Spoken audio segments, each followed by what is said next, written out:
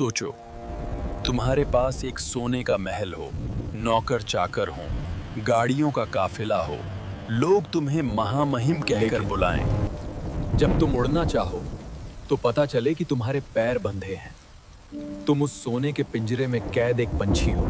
बस फड़फड़ा सकते हो, उड़ नहीं सकते। नमस्कार दोस्तों, मैं हूं आपका मान सर। वो आवाज सुनी आपने? वो दर्द था भारत की पहली महिला राज्यपाल सरोजिनी नायडू का। उन्होंने कहा था, governor is like a bird in a golden cage, यानी राज्यपाल सोने के पिंजरे में बंद एक पक्षी है। लेकिन दोस्तों, आज पक्षी पिंजरा तोड़कर बाहर आ चुका है। आज ये पक्षी आग उगल रहा है। तमिलनाडु से लेकर पंजाब तक राजभवन अब आराम करने की जगह नहीं, बल्कि वॉर रूम बन गए हैं। सर प्लीज अब सस्पेंस खत्म कीजिए। मेरे एग्जाम में बस कुछ दिन बचे हैं और ये गवर्नर का टॉपिक मुझे देजाबू दे रहा है। न्यूज में देखती हूँ तो लगता है गवर्नर सबसे पावरफुल है, किताब पढ़ती हूँ तो लगता है इनके पास कोई पावर ही नहीं है। आखिर सच क्या है? किताबों के ये पन्ने अब पहाड़ जैसे लगते हैं। घर से जब निकली थी तो माँ की आंखों में एक उम्मीद देखी थी, पापा के कंधों पर जिम्मेदारियों का बोझ देखा था। सोचा था 1 साल, बस 1 साल में ऑफिसर बनकर लौटूंगी। लेकिन ये सिलेबस, ये पॉलिटी, ये आर्टिकल्स, ऐसा लगता है जैसे कोई भूल भुलैया है। याद करती हूँ तो भूल जाती हूँ, समझती हूँ तो कंफ्यूज हो जाती हूँ। क्या सच में मेरे अंदर वो बात है या मैं बस एक भीड़ का हिस्सा बनकर रह जाऊंगी? मुझे नहीं पता मैं सही दिशा में जा रही हूँ या नहीं। भीड़ का हिस्सा वो बनते हैं राधिका, जो रास्तों की मुश्किलों को देखकर मंजिल बदल लेते हैं। तुम तो वो मुसाफिर हो जिसने तूफानों में भी दिया जलाने की कसम खाई है। सर, वो बस कभी कभी लगता है कि कॉन्स्टिट्यूशन के ये शब्द बहुत बेजान हैं। आर्टिकल 153, 154, ये सब याद तो कर लूं, लेकिन महसूस नहीं कर पाती। और जब महसूस नहीं होता तो एग्जाम हॉल में हाथ कांपते हैं। संविधान बेजान नहीं है राधिका, ये तो इस देश की हार्ट बीट है। और आज हम जिस टॉपिक को पढ़ने जा रहे हैं वो तो सत्ता के गलियानों का सबसे दिलचस्प किरदार है, राज्यपाल यानी गवर्नर। एक ऐसा पद जो सोने के पिंजरे में बंद चिड़िया भी है और राज्य का सबसे बड़ा रक्षक भी। आज के क्लास के बाद तुम्हें रटना नहीं पड़ेगा, तुम जियोगी इस किरदार को।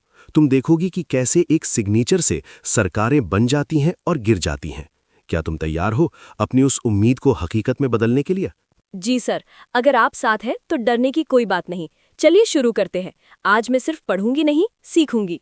सर, सबसे पहले तो ये बताइए कि हम संविधान के किस हिस्से में प्रवेश कर रहे हैं। मैंने सुना है कि केंद्र और राज्य की व्यवस्था काफी मिलती जुलती है। बिल्कुल सही पकड़ा तुमने राधिका। देखो, इंडियन कॉन्स्टिट्यूशन का पार्ट 6, जिसे हम राज्यों का संविधान यानी कॉन्स्टिट्यूशन ऑफ द स्टेट्स भी कह सकते हैं, ये डील करता है राज्य की कार्यपालिका यानी स्टेट एग्जीक्यूटिव से। ध्यान देना, ये आर्टिकल 153 से 167 तक फैला हुआ है। जैसे केंद्र में राष्ट्रपति होते हैं, ठीक वैसे ही राज्य में राज्यपाल यानी गवर्नर होते हैं। इसीलिए हम कहते हैं कि हमारी व्यवस्था संसदीय यानी पार्लियामेंट्री सिस्टम है। अच्छा, मतलब राष्ट्रपति की फोटोकॉपी राज्य में राज्यपाल है। क्या मैं ऐसा कह सकती हूँ? काफी हद तक, लेकिन एक बहुत बड़ा ट्विस्ट है, और यही ट्विस्ट एग्जामिनर का फेवरेट है। देखो, राज्य की कार्यपालिका यानी स्टेट एग्जीक्यूटिव में कौन कौन शामिल होता है, ये सवाल कई बार पूछा गया है। इसमें शामिल है राज्यपाल, मुख्यमंत्री, मंत्रिपरिषद और राज्य का महाधिवक्ता यानी advocate general of the state. Radhika, ध्यान से सुनना, यहां उपराज्यपाल यानी वाइस गवर्नर जैसा कोई पद नहीं होता, जबकि केंद्र में उपराष्ट्रपति होते हैं। एग्जाम अलर्ट, यूपीएससी प्रीलिम्स 2018 में स्टेटमेंट बेस्ड सवाल में ये कंफ्यूजन क्रिएट किया गया था। तो याद रखना, स्टेट एग्जीक्यूटिव में वाइस गवर्नर नहीं होता। ओह, ये तो बहुत ही बारीक पॉइंट था सर। मतलब राज्य में राज्यपाल ही सर्वे सर्वा यानी नॉमिनल हेड है। तो सर, शुरुआत करते हैं पहले आर्टिकल से। आर्टिकल 153 क्या कहता है? बहुत बढ़िया। आर्टिकल 153 बहुत ही सिंपल बात कहता है, प्रत्येक राज्य के लिए एक राज्यपाल होगा, यानी there shall be a governor for each state. मतलब राजस्थान का एक गवर्नर, बिहार का एक, यूपी का एक। लेकिन राधिका, यहाँ एक कहानी में मोड़ आया 1956 में। ओह, 1956 में क्या हुआ था सर? देखो, शुरुआत में तो नियम यही था कि हर राज्य का अपना एक अलग राज्यपाल होगा, लेकिन प्रैक्टिकली कभी-कभी ऐसी स्थिति बन जाती है कि एक ही व्यक्ति को 2 राज्यों का काम संभालना पड़ सकता है। इसीलिए 7th कॉन्स्टिट्यूशनल अमेंडमेंट एक्ट 1956 लाया गया, इस अमेंडमेंट ने ये छूट दी कि एक ही व्यक्ति को 2 या 2 से अधिक राज्यों का राज्यपाल नियुक्त किया जा सकता है, यानी same person can be appointed for 2 और मोर स्टेट्स। अच्छा, मतलब एक अनार 100 बीमार नहीं, बल्कि एक डॉक्टर 2 मरीज वाला हिसाब है। सर, क्या इसका कोई प्रीवियस ईयर क्वेश्चन है जो मुझे अभी नोट कर लेना चाहिए? बिल्कुल राधिका, तुम्हारा दिमाग अब एकदम एग्जामिनर की तरह चलने लगा है। ये लो, एक सवाल जो आरपीएससी प्री 2018 और यूपीपीएससी प्री 2020 दोनों में पूछा गया था।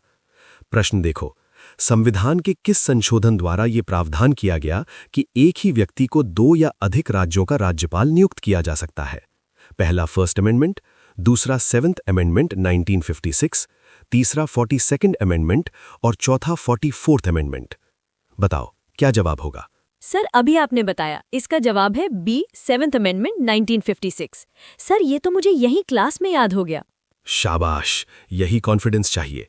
और हाँ, अगर एक ही व्यक्ति 2 राज्यों का गवर्नर है तो उसे सैलरी कौन देगा?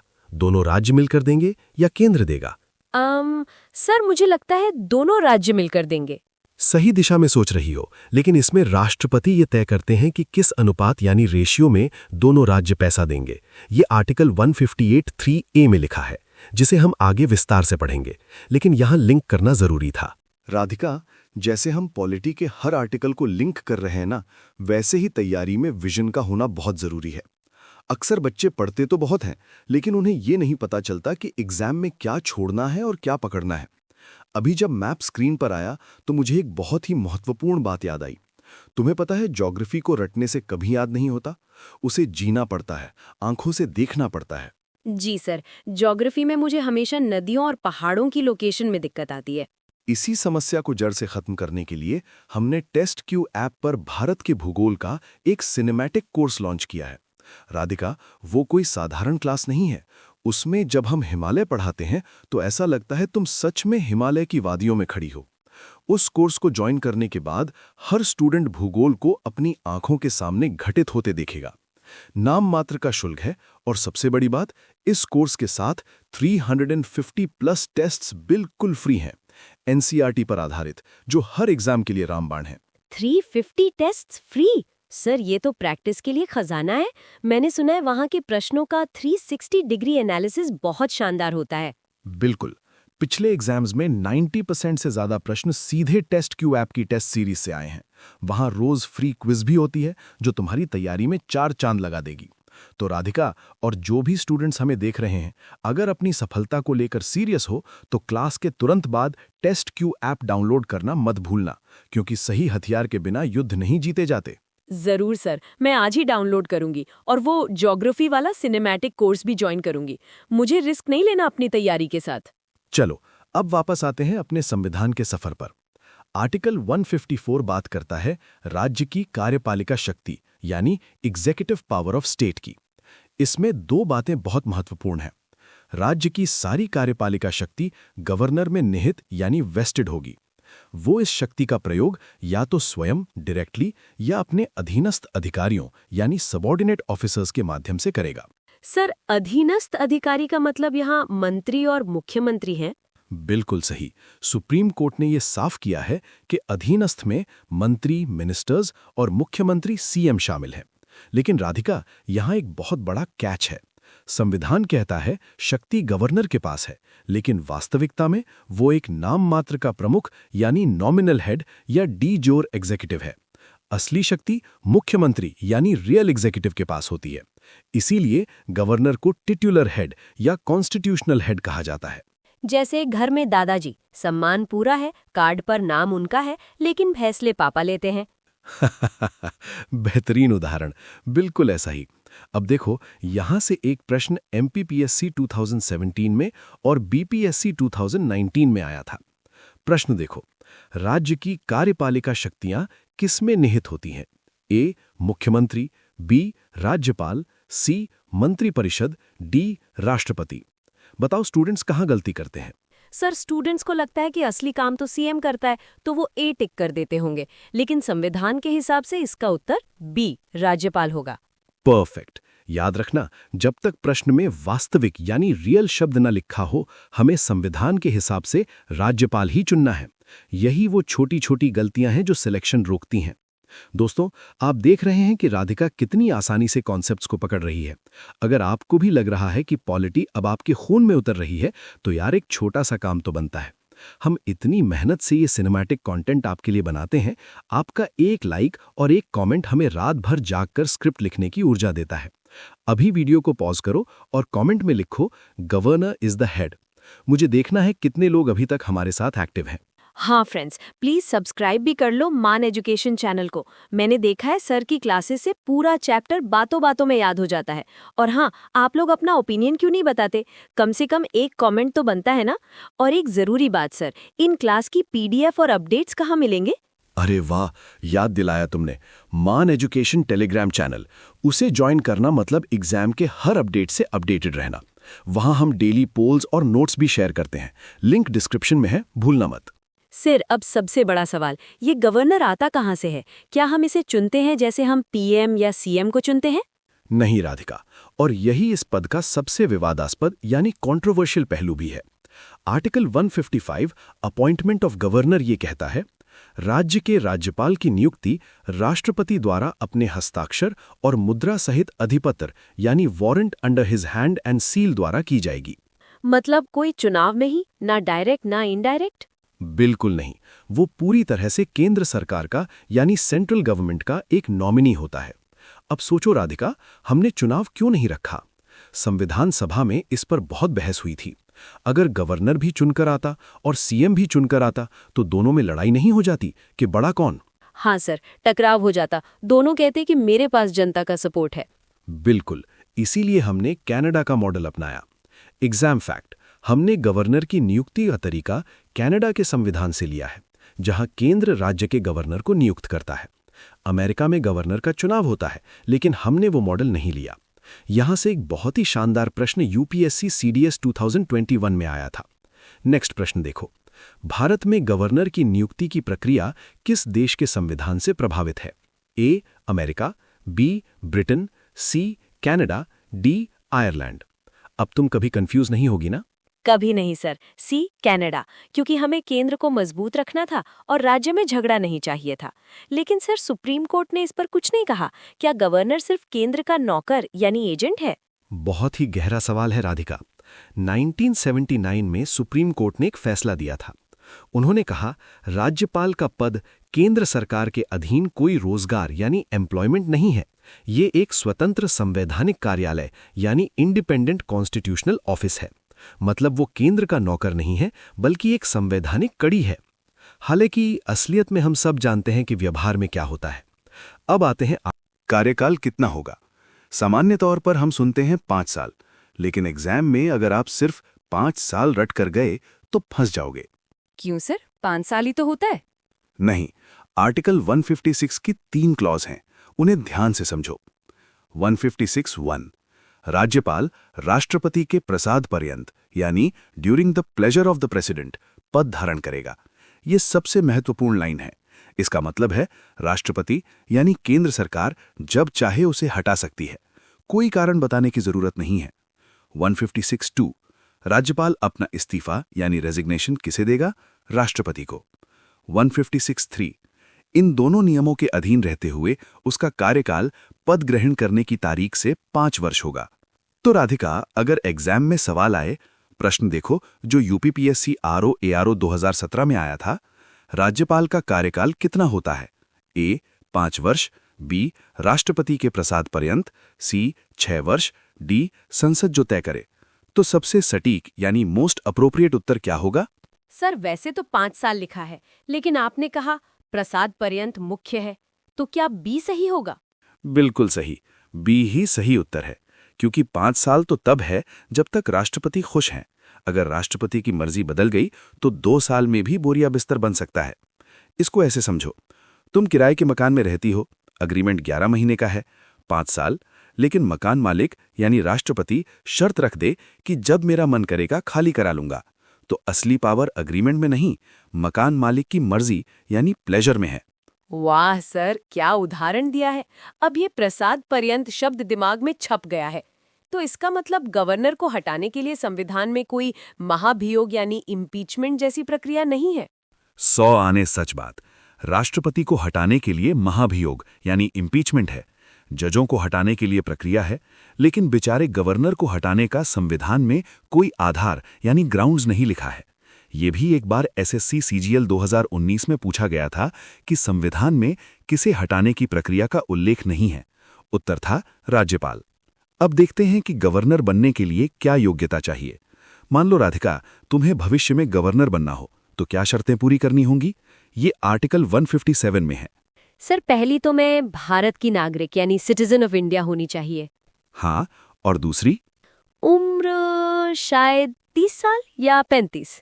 यहां कंफ्यूजन होता है। वोट डालने की उम्र 18, पंचायत नगरपालिका 21, लोकसभा एमएलए 25, राज्यसभा एमएलसी 30 वर्ष, राष्ट्रपति उपराष्ट्रपति गवर्नर 35 वर्ष।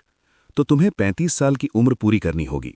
बस संविधान में ये 2 ही क्वालिफिकेशंस लिखी हैं। भारत का नागरिक हो, ये जन्म से होना जरूरी नहीं है, बस नागरिक हो, 35 वर्ष की आयु पूरी कर चुका हो। लेकिन आर्टिकल 158 कंडीशंस में कुछ शर्तें भी हैं। शर्तें क्या है सर? शर्तें ये हैं कि वो किसी लाभ के पद पर यानी ऑफिस ऑफ प्रॉफिट पर नहीं होना चाहिए, और सबसे जरूरी, वो संसद यानी एमपी या विधानमंडल यानी एमएलए का सदस्य नहीं होना चाहिए। अगर कोई एमपी या एमएलए गवर्नर बन जाता है तो जिस दिन वो गवर्नर की कुर्सी पर बैठेगा उसी दिन से उसकी एमपी एमएलए की सीट खाली मानी जाएगी। सर, क्या कोई परंपरा यानी कन्वेंशन भी है? मैंने सुना है कि गवर्नर उस राज्य का नहीं होना चाहिए जहां का वो निवासी है। बहुत ही स्मार्ट पॉइंट। संविधान में तो नहीं लिखा, लेकिन सरकारिया आयोग यानी सरकारिया कमीशन की सिफारिशों के बाद ये 2 परंपराएं बन गई हैं। वह उस राज्य का निवासी नहीं होना चाहिए यानी आउटसाइडर होना चाहिए, ताकि वो स्थानीय राजनीति यानी लोकल पॉलिटिक्स में ना फंसे। नियुक्ति करते समय मुख्यमंत्री से सलाह ली जानी चाहिए, हालांकि इसे कम ही माना जाता है। Exam connection UPSC 2019 statement. Governor को उस राज्य का निवासी नहीं होना चाहिए। ये संवैधानिक नियम नहीं है, केवल एक परंपरा है। इस पर फंसाया जाता है। सर, नियुक्ति राष्ट्रपति ने की तो शपथ भी राष्ट्रपति ही दिलाएंगे। यही तो गुगली है। राधिका, बॉल स्पिन हो रही है, ध्यान से खेलना। नियुक्ति यानी अपॉइंटमेंट राष्ट्रपति करते हैं, यानी आर्टिकल 155। इस्तीफा यानी रेजिग्नेशन राष्ट्रपति को देते हैं, यानी आर्टिकल 156। लेकिन शपथ यानी ओथ आर्टिकल 159 उन्हें संबंधित राज्य के उच्च न्यायालय का मुख्य न्यायाधीश यानी chief justice of the concerned high court दिलाता है, और अगर मुख्य न्यायाधीश नहीं है तो वरिष्ठतम न्यायाधीश दिलाएंगे। अरे, मैं तो पक्का राष्ट्रपति टिक करके आती। थैंक गॉड आपने बता दिया। मतलब राजस्थान के गवर्नर को शपथ राजस्थान हाईकोर्ट के चीफ जस्टिस दिलाएंगे। बिल्कुल। और शपथ किस बात की लेते हैं? संविधान और विधि के परिरक्षण, संरक्षण और प्रतिरक्षण, यानी to preserve, protect and defend the constitution and the law. यही सेम शपथ राष्ट्रपति भी लेते हैं। बाकी मंत्री तो पद और गोपनीयता की शपथ लेते हैं, लेकिन गवर्नर और राष्ट्रपति संविधान की रक्षा की शपथ लेते हैं। ये फर्क याद रखना, इंटरव्यू में पूछा जा सकता है। अब आते हैं उस शक्ति पर जो गवर्नर को राजा जैसी फील देती है। आर्टिकल 161 क्षमादान की शक्ति यानी पार्डनिंग पावर। राधिका, क्या गवर्नर किसी भी अपराधी को माफ कर सकता है? सर, माफ तो कर सकता है, पर क्या मृत्युदंड को भी? यही तो पेच है। राष्ट्रपति आर्टिकल 72 और राज्यपाल आर्टिकल 161 की शक्तियों में 2 बड़े अंतर हैं, जो आरपीएससी एसआई एग्जाम 2021 और यूपीएससी प्री में पूछे गए थे। मृत्युदंड यानी डेथ सेंटेंस, राष्ट्रपति फांसी की सजा को पूरी तरह से माफ कर सकते हैं, लेकिन राज्यपाल मृत्युदंड को माफ नहीं कर सकता। वह उसे रोक सकता है, बदल सकता है, कम कर सकता है, लेकिन शून्य नहीं कर सकता। कोर्ट मार्शल यानी सेना के न्यायालय द्वारा दी गई सजा को राष्ट्रपति माफ कर सकते हैं, लेकिन राज्यपाल के पास कोर्ट मार्शल के मामलों में कोई शक्ति नहीं है। बाकी मामलों में यानी राज्य के कानूनों के तहत गवर्नर क्षमा कर सकता है। सर, इसको ऐसे याद रखूं कि फौजी और फांसी ये दोनों गवर्नर की पहुंच से बाहर हैं। वाह, क्या ट्रिक बनाई है। फौजी और फांसी is equal to no governor. मान गया राधिका, तुम तो अब खुद टीचर बनने की राह पर हो। ये निमोनिक स्टूडेंट्स को बहुत काम आएगा। तो राधिका, अब तक हमने आर्टिकल 153 से 161 तक का सफर तय किया। हमने देखा गवर्नर की नियुक्ति, कार्यकाल, योग्यता और शपथ। लेकिन पिक्चर अभी बाकी है मेरे दोस्त। अभी हमें गवर्नर की विवेकाधीन शक्तियां यानी डिस्क्रिशनरी पावर्स, अध्यादेश यानी ऑर्डिनेंस, आर्टिकल 213 और राष्ट्रपति शासन आर्टिकल 356 में उसकी भूमिका देखनी है। वो पार्ट सबसे ज्यादा कॉन्सेप्चुअल है। सर, सच कहूं, आज पहली बार लग रहा है कि पॉलिटी रटने की चीज नहीं है। जो डर था क्लास के शुरू में, वो अब जिज्ञासा में बदल गया है। मुझे वो टेस्ट सीरीज वाला कोर्स भी लेना है ताकि मैं प्रैक्टिस कर सकूं। बिल्कुल। और दोस्तों, आप जो स्क्रीन के उस पार बैठे हो, अगर राधिका का डर खत्म हो सकता है तो आपका भी हो सकता है। बस जरूरत है सही मेंटर और सही कंटेंट की।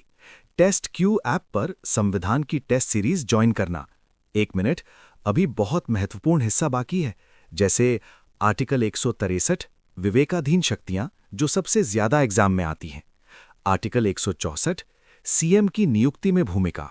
आर्टिकल 213 अध्यादेश, राष्ट्रपति और राज्यपाल की शक्तियों की विस्तृत तुलना, और भी बहुत सारे पीवाईक्यूज।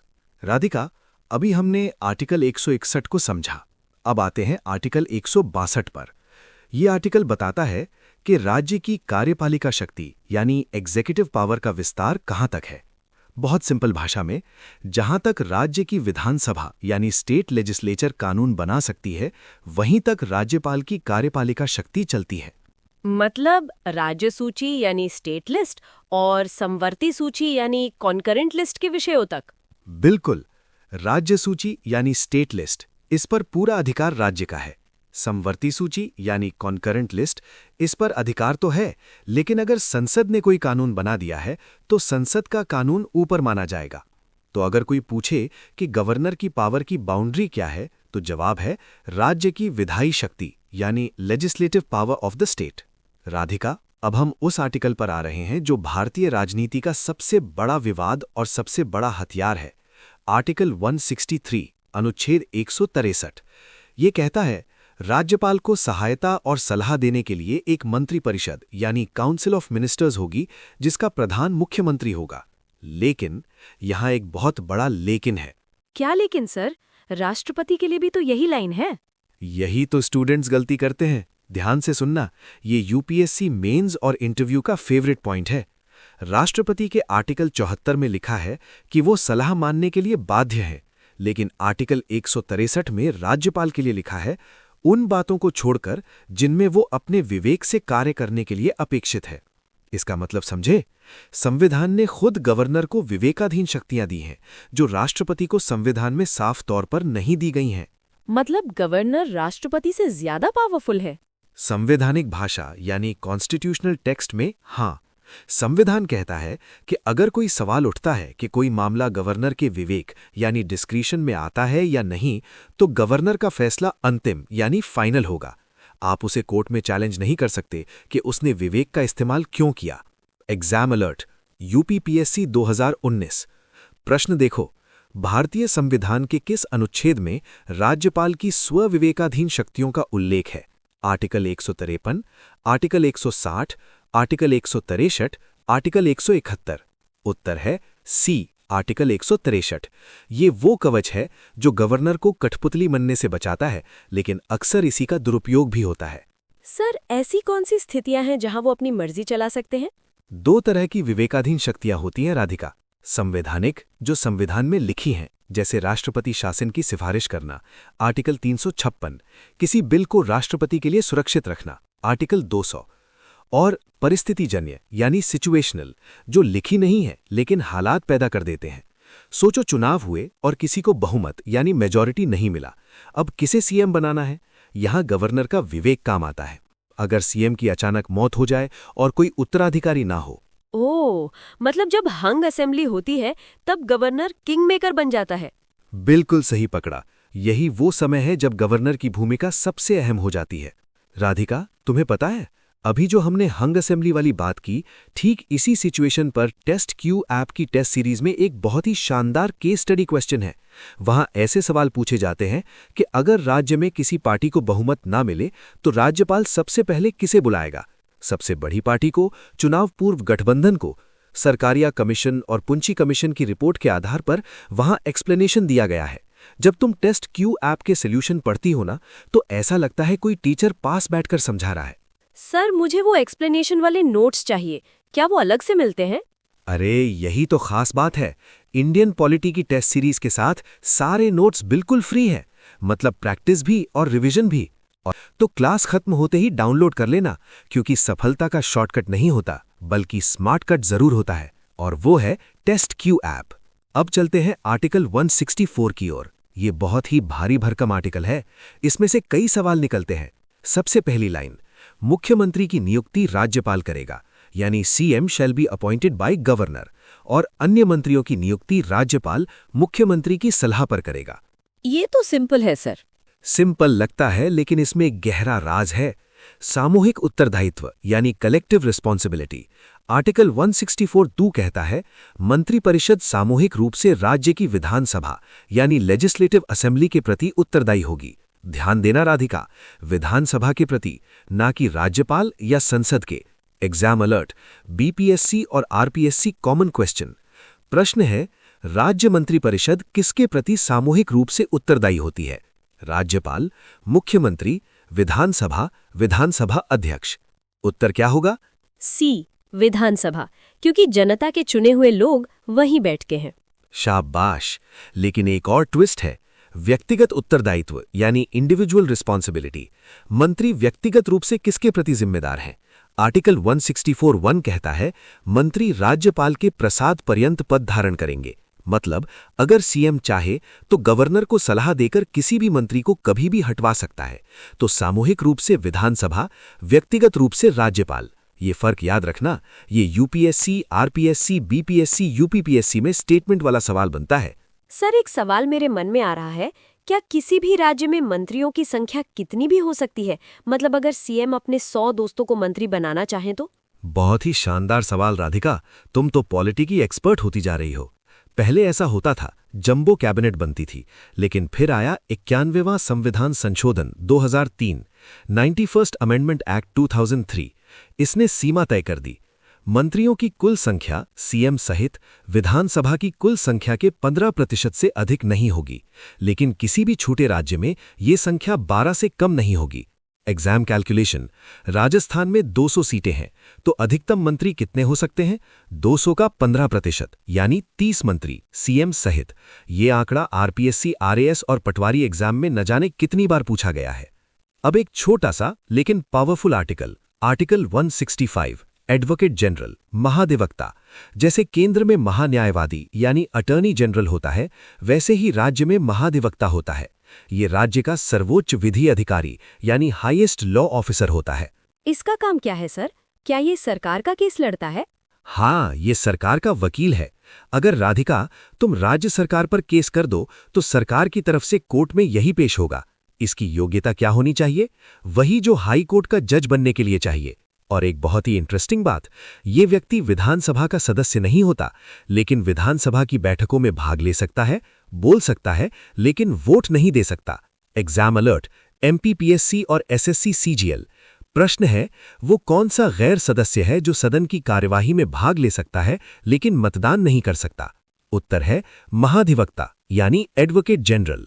अब हम क्लास के अंतिम और सबसे महत्वपूर्ण पड़ाव पर हैं, गवर्नर की विधायी शक्तियां यानी लेजिस्लेटिव पावर्स। जब विधानसभा से कोई बिल पास होकर गवर्नर के पास आता है, आर्टिकल 200, तो उसके पास 4 विकल्प होते हैं। स्वीकृति दे दे, एसेंट, बिल एक्ट बन जाएगा। स्वीकृति रोक ले, विदहोल्ड एसेंट, बिल खत्म। पुनर्विचार के लिए लौटा दे, रिटर्न, अगर धन विदेहक नहीं है तो। लेकिन अगर विधानसभा ने दोबारा पास कर दिया तो गवर्नर को साइन करने ही पड़ेंगे। राष्ट्रपति के लिए सुरक्षित रख ले, रिजर्व फॉर प्रेसिडेंट। ये सबसे खतरनाक पावर है। राष्ट्रपति के लिए कब रिजर्व करता है? अगर कोई बिल ऐसा हो जो हाई कोर्ट की शक्तियों को कम करता हो, derogate powers of high court, ये तो अनिवार्य है, कंपलसरी है। बाकी अगर बिल संविधान के खिलाफ हो या देश हित के खिलाफ हो तो भी रिजर्व कर सकता है। एक बार बिल राष्ट्रपति के पास गया, आर्टिकल 201, तो गवर्नर का रोल खत्म, फिर राष्ट्रपति जो चाहे करे। एग्जाम क्वेश्चन, यूपीएससी, क्या राष्ट्रपति द्वारा लौटाए गए बिल को राज्य विधानसभा दोबारा पास कर दे तो क्या राष्ट्रपति साइन करने के लिए बाध्य हैं? उत्तर नहीं, राष्ट्रपति फिर से रोक सकते हैं। राज्य के बिल पर राष्ट्रपति के पास एब्सोल्यूट वीटो जैसा पावर होता है। बाप रे, मतलब राज्य सरकार की तो बैंड बज सकती है अगर गवर्नर चाहे तो। सही समझा, इसीलिए तो इसे फेडरल स्ट्रक्चर का सबसे विवादास्पद पद कहते हैं। और एक आखिरी शक्ति अध्यादेश ऑर्डिनेंस आर्टिकल 213। जब विधानसभा का सत्र यानी सेशन ना चल रहा हो और कानून बनाना जरूरी हो तो गवर्नर अध्यादेश जारी कर सकता है। इसकी शक्ति कानून के बराबर होती है, लेकिन इसे विधानसभा शुरू होने के 6 सप्ताह के भीतर पास करवाना पड़ता है। जाते जाते एक क्विक रिवीजन टेबल देख लो जो तुम्हारे दिमाग में छप जानी चाहिए। विषय राष्ट्रपति प्रेसिडेंट, राज्यपाल गवर्नर। अनुच्छेद राष्ट्रपति आर्टिकल 52, गवर्नर आर्टिकल 153। नियुक्ति चुनाव, राष्ट्रपति निर्वाचित इलेक्टेड, गवर्नर नियुक्त अपॉइंटेड बाय प्रेसिडेंट। शपथ ओथ, राष्ट्रपति को CJI chief justice of India, governor CJ of high court. मृत्युदंड माफी, राष्ट्रपति हां यस, राज्यपाल नहीं। विवेकाधीन शक्ति, राष्ट्रपति की संविधान में स्पष्ट नहीं, राज्यपाल की आर्टिकल 163 में स्पष्ट है। अध्यादेश राष्ट्रपति आर्टिकल 123, राज्यपाल आर्टिकल 213। राधिका, ये टेबल याद कर ली तो समझो 2 नंबर पक्के। सर, अब तो गवर्नर चैप्टर से मुझे डर नहीं प्यार हो गया है। मैंने सीखा गवर्नर राज्य का संवैधानिक प्रमुख है यानी आर्टिकल 154। नियुक्ति कनाडा मॉडल पर है यानी आर्टिकल 155। हटाने का कोई ग्राउंड नहीं है, प्लेजर ऑफ प्रेसिडेंट। विवेक उसकी असली ताकत है यानी आर्टिकल 163। और टेस्ट क्यू ऐप मेरी प्रैक्टिस के लिए बेस्ट साथी है। और टेस्टक्यू ऐप पर भारत के भूगोल का एक सिनेमैटिक कोर्स लॉन्च किया है। राधिका, वो कोई साधारण क्लास नहीं है। उसमें जब हम हिमालय पढ़ाते हैं तो ऐसा लगता है तुम सच में हिमालय की वादियों में खड़ी हो। उस कोर्स को ज्वाइन करने के बाद हर स्टूडेंट भूगोल को अपनी आंखों के सामने घटित होते देखेगा। नाम मात्र का शुल्क है, एक चॉकलेट की कीमत से भी कम। और सबसे बड़ी बात, इस कोर्स के साथ 350+ टेस्ट्स बिल्कुल फ्री हैं, एनसीईआरटी पर आधारित, जो हर एग्जाम के लिए रामबाण है। 350 टेस्ट फ्री? सर, ये तो प्रैक्टिस के लिए खजाना है। मैंने सुना है वहाँ के प्रश्नों का 360 डिग्री विश्लेषण यानी एनालिसिस बहुत शानदार होता है, जो तुम्हारी तैयारी में 4 चांद लगा देगी। तो राधिका और जो भी स्टूडेंट्स हमें देख रहे हैं, अगर अपनी सफलता को लेकर सीरियस हो तो क्लास के तुरंत बाद टेस्ट क्यू ऐप डाउनलोड करना मत भूलना, क्योंकि सही हथियार के बिना युद्ध नहीं जीते जाते। जरूर सर, मैं आज ही डाउनलोड करूंगी और वो ज्योग्राफी वाला सिनेमैटिक कोर्स भी ज्वाइन करूंगी। मुझे रिस्क नहीं लेना अपनी तैयारी के साथ। जय हिंद।